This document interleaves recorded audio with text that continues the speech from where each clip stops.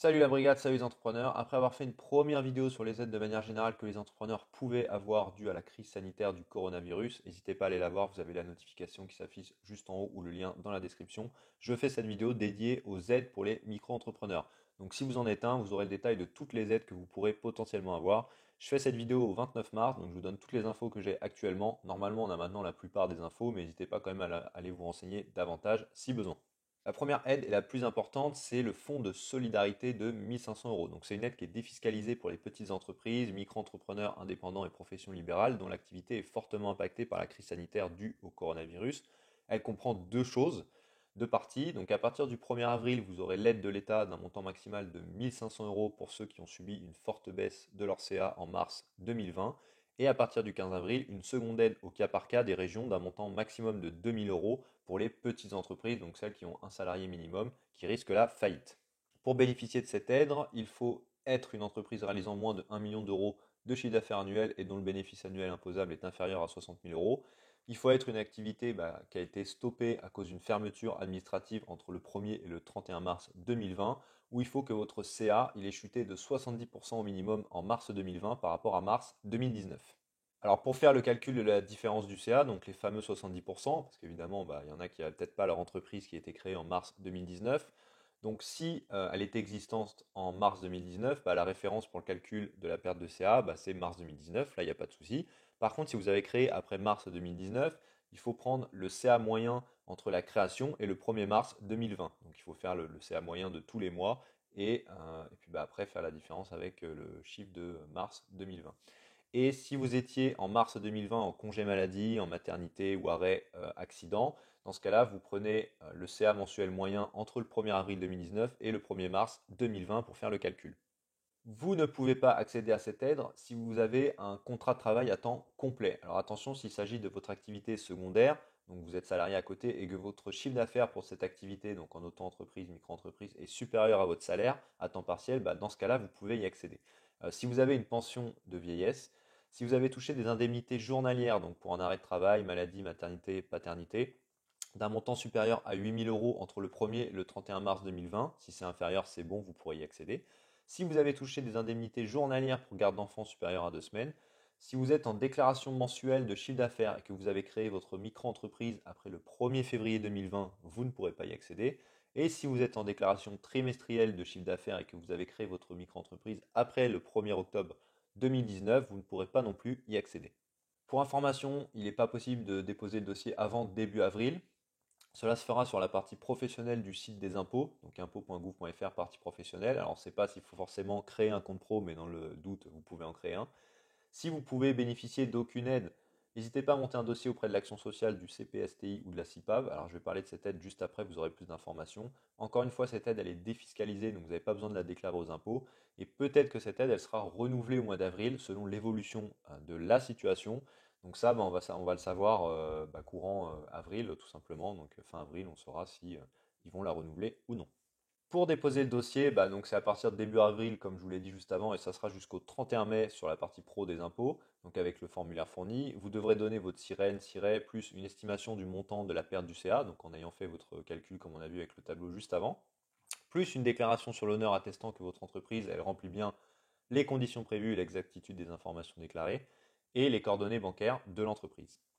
Donc, il y a plusieurs situations pour toucher ce fonds. Donc, si vous êtes en déclaration mensuelle de chiffre d'affaires et que vous avez créé votre micro-entreprise avant le 1er mars 2019, que vous avez fait l'objet d'une interdiction, alors soit vous avez fait l'objet d'une interdiction d'accueil du public entre le 1er mars 2020 et le 31 mars 2020, soit votre chiffre d'affaires de mars 2020 il est en baisse de 70% au moins par rapport à votre chiffre d'affaires de mars 2019, dans ce cas-là, vous avez le droit à une allocation maximale de 1500 euros égale à la différence entre votre chiffre d'affaires de mars 2020 et votre chiffre d'affaires de mars 2019. Deuxième situation, vous êtes encore en déclaration mensuelle de chiffre d'affaires, mais vous avez créé entre le 1er mars 2019 et le 31 janvier 2020. Dans ce cas-là, alors soit vous avez fait encore l'objet d'une interdiction d'accueil du public entre le 1er mars 2020 et le 31 mars 2020, soit votre CA de mars 2020 il est en baisse de 70% au moins par rapport à votre CA mensuel moyen depuis la création. Donc dans ce cas-là, vous avez le droit à une allocation maximale de 1500 euros qui est égale à la différence entre votre chiffre d'affaires de mars 2020 et votre chiffre d'affaires mensuel moyen depuis la création de votre micro-entreprise. Troisième possibilité, vous êtes en déclaration cette fois-ci trimestrielle de chiffre d'affaires et vous avez créé avant le 1er janvier 2019. Donc soit vous avez fait encore l'objet d'une interdiction d'accueil du public entre le 1er mars 2020 et le 31 mars 2020, soit votre chiffre d'affaires du premier trimestre 2020 il est en baisse de 25% au moins par rapport à votre chiffre d'affaires du premier trimestre 2019. Dans ce cas-là, vous avez le droit à l'allocation maximale de 1 500 euros qui est égale à 33% de la différence entre votre chiffre d'affaires du premier trimestre 2020 et votre chiffre d'affaires du premier trimestre 2019. Dernière situation, vous êtes toujours en déclaration trimestrielle de chiffre d'affaires, mais vous avez créé entre le 1er janvier 2019 et le 1er octobre 2019. Donc soit vous avez fait l'objet d'une interdiction d'accueil du public entre le 1er mars 2020 et le 31 mars 2020, soit votre chiffre d'affaires du premier trimestre 2020 il est en baisse de 25% au moins par rapport à votre chiffre d'affaires trimestriel moyen depuis votre création. Donc vous avez le droit dans ce cas-là à l'allocation encore de 1 500 euros au maximum, qui est égal à 33% de la différence entre votre chiffre d'affaires du premier trimestre 2020 et votre chiffre d'affaires trimestriel moyen depuis la création de votre micro-entreprise. Voilà, donc selon les quatre situations, voilà, il faut faire vos calculs par rapport encore une fois au tableau que je vous ai donné au début, et puis ça vous permettra de savoir combien vous pouvez prétendre, à quelle aide vous pouvez prétendre exactement. Concernant maintenant les autres aides, vous pouvez demander à l'URSSAF des délais de paiement de vos cotisations. Donc vous pouvez faire la demande auprès de l'URSSAF donc via votre espace en ligne, donc dans messagerie, nouveau message, gestion de mon état entreprise, je recompte des difficultés de paiement ou par téléphone. Donc c'est 36,98 pour les artisans commerçants ou professions libérales non réglementées et 39,57 pour les professions libérales relevant de la CIPAV. Alors c'était le cas, je pense qu'il y en a pas mal d'entre vous qui l'ont déjà fait. C'était le cas pour les cotisations de février exigibles fin mars. Donc on pouvait le mettre en fait, on pouvait les changer si on l'avait déjà déclaré et les remettre à zéro, donc comme si on n'avait rien touché en février. Comme ça, on ne payait rien fin mars. Bon, évidemment, il faudra les payer plus tard. Donc là, maintenant, c'est trop tard pour le faire pour ce mois-ci. Mais pour les cotisations de mars exigibles fin avril, ça sera peut-être aussi le cas. Et donc dans ce cas-là, ils nous diront si c'est possible de le faire. Une deuxième aide qui peut être très intéressante, c'est de monter un dossier d'action sanitaire et sociale. Donc j'en ai parlé tout à l'heure. Donc si votre activité elle est impactée, vous pouvez faire une demande d'aide auprès de l'action sanitaire et sociale de la sécurité sociale pour les indépendants, ASS. Donc ce sont les aides pour les indépendants actifs. Donc dans le cas du coronavirus, l'aide financière elle sera vue comme exceptionnelle afin d'aider le micro-entrepreneur confronté à une difficulté exceptionnelle qui peut menacer la pérennité de son activité. Donc pour remplir le dossier, il faudra apporter un maximum de documents à l'appui, donc les mails d'annulation des clients, bons de commande, descriptif de l'activité, en fait tous les documents qui prouvent que vous perdez des commandes et que votre activité elle est impactée. Donc à savoir, en plus de cette aide financière, les micro-entrepreneurs qui ont déjà payé les cotisations de février, donc qui les avaient pas remis à zéro, peuvent demander l'aide exceptionnelle pour la prise en charge totale ou partielle de leurs cotisations. Les critères d'éligibilité, c'est d'avoir au moins fait un versement de cotisation depuis la création de votre société, avoir été affilié avant le 1er janvier 2020 et être impacté de manière significative. Bon, ça, je pense que c'est le cas pour tout le monde. Donc, je vous mets le lien du formulaire dans la description, voilà, que vous pourrez remplir directement pour demander cette aide. Encore une fois, j'en avais parlé dans ma précédente vidéo, vous pouvez faire votre déclaration d'arrêt de travail sur le site de la sécurité sociale si vous devez garder des enfants de moins de 16 ans ou des enfants en situation de handicap. Donc valable aussi si vous êtes une personne à risque sanitaire élevé. Donc dans ce cas-là, vous allez sur le site déclare.amili.fr et là vous avez un peu le détail de ce qu'il faut remplir. Donc, dans le type d'identifiant, vous choisissez SIRET. Après numéro employeur, vous mettez votre numéro de SIRET. Dans raison sociale, vous mettez votre nom et votre prénom. Dans adresse mail, votre mail, vous cochez la case et vous cliquez sur ajouter un employé en considérant que l'employé c'est vous.